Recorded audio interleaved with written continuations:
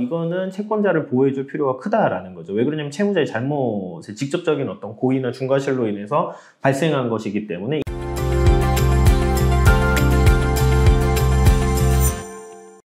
안녕하세요. 개인회생 길잡이 김은천 변호사입니다. 오늘은 개인회생을 진행을 하시는 많은 분들이 내가 이러이러한 채무가 있고 뭐 회생 절차를 진행을 하게 되면은 이게 뭐 다 탕감이 돼서 이제 새롭게 시작할 수 있다라는 어떤 희망을 가지고 쓸 수 있는데 탕감이 안 되는 채무들이 있거든요. 이건 이제 법에서 규정을 하는 내용들이고 그런 부분들에 대해서 한번 좀 설명을 드려볼까 합니다. 첫 번째로 탕감이 안 되는 건요, 채권자 목록에 기재되지 않은 채권이에요. 뭐 어떻게 보면 당연하겠죠. 채권자 목록에 기재가 되어 있지 않으니까 뭐 사실상 이 부분에 대해서는 신고가 되지 않은 채권이죠. 그러니까 탕감이 되지가 않겠죠.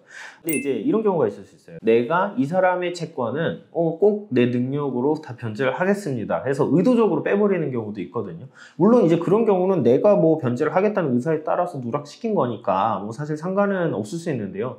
너무 오래되다 보니까 그냥 까먹고 누락하는 경우도 있어요.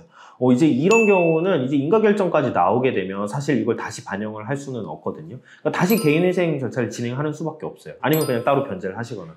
그러니까 개인회생 절차를 진행을 하신다라고 하면은 꼼꼼하게 채권들을 다 반영을 시키는 게 굉장히 중요하다라는 말씀 드리고, 관련해서는 이제 채권 누락에 관련된 주제로 영상 촬영한 게 있으니까 참고해 주시면 좋을 것 같습니다. 두 번째는요, 세금하고 이제 4대 보험료, 근로자의 임금과 퇴직금입니다. 채무자 회생법상의 세금은 이제 대표적인 비면책 채권으로 규정을 하고 있어요.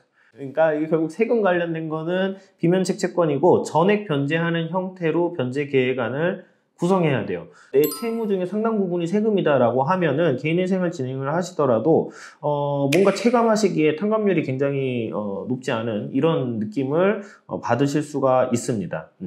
그리고 이제 4대 보험료 같은 경우는요, 법에 규정이 되어 있는 것은 아니지만 이제 우선 변제권이 있는 채권으로 탕감이 되지가 않아요. 그래서 세금과 4대 보험료 같은 경우는 결국에는 다 지급을 변제를 하셔야 된다, 이렇게 하시면 될 것 같고요. 만약에 내가 이제 사업자로서 근로자를 채용을 해서 사용을 했다 그러면 이제 근로자에게 지급을 해야 되는 임금 그리고 이제 퇴직금 또한 비면책으로 탕감이 불가능합니다. 세 번째는요, 벌금, 추징금, 과태료도 탕감이 되지 않아요. 뭐 사실 이게 벌금, 추징금, 과태료도 어떻게 생각해보면 세금과 굉장히 좀 유사한 쟁점이 있다라고 보면 되겠죠. 그래서 채무자 회생법상의 비면책 채권으로 규정하고 있다, 이렇게 보시면 될 것 같습니다. 네 번째는요, 고의 불법 행위로 발생한 손해배상 채권하고요, 중대한 과실로 이제 타인의 생명이나 신체를 침해한 경우 그에 따른 손해배상 채권은 탕감이 되지가 않습니다. 그러니까 결국에는 다른 어떤 채무들에 비해서 이거는 채권자를 보호해줄 필요가 크다라는 거죠. 왜 그러냐면 채무자의 잘못의 직접적인 어떤 고의나 중과실로 인해서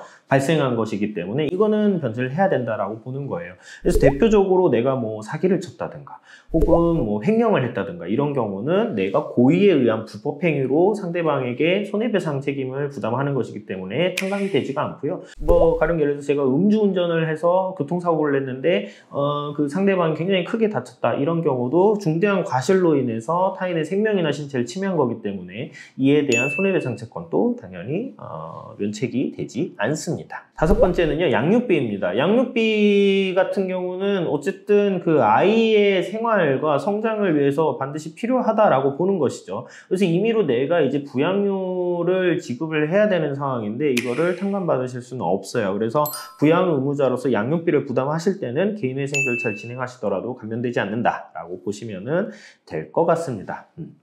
그리고 지금 앞서 설명드린 거는요, 법에 이제 규정되어 있는 거고, 법에 규정되어 있지는 않지만 실질적으로 영향을 미쳐서 탕감률을 굉장히 낮추는 그런 요소들이 있거든요. 그러니까 그런 부분들에 대해서 좀 몇 가지만 간단하게 살펴보면요, 첫 번째로는 재산이 많은 경우에요. 청산가치 보장의 원칙에 따라서 재산보다 더 변제를 해야 되기 때문에 내가 가진 재산이 크면 클수록 변제하는 금액도 높아지고 자연스럽게 탕감률도 떨어지게 됩니다. 두 번째는요, 최근 채무가 많고 사용이 불성실한 경우에요. 그래서 여기서 최근 채무라고 하면 2년 이내의 대출 채무를 의미하고요.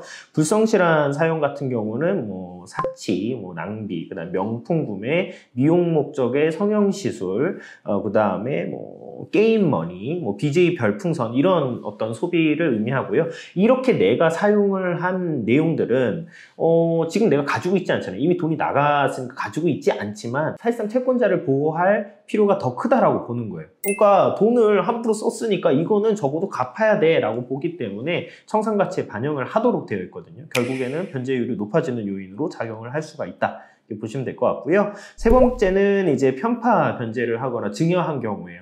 그러니까 예를 들어서 내가 아파트나 주택을 갖고 있었었는데 이거를 다른 사람한테 증여를 했다. 지금은 없습니다. 실질적으로는 소유상으로는 없죠. 하지만은 이제 이런 내용들은 재산을 너가 갖고 있지는 않지만 사실상 가지고 있는 걸로 간주하겠다라고 해서 청산가치에 반영을 시키고 그러면은 당연히 청산가치 높아지니 탕감률은 떨어지게 될 수가 있습니다.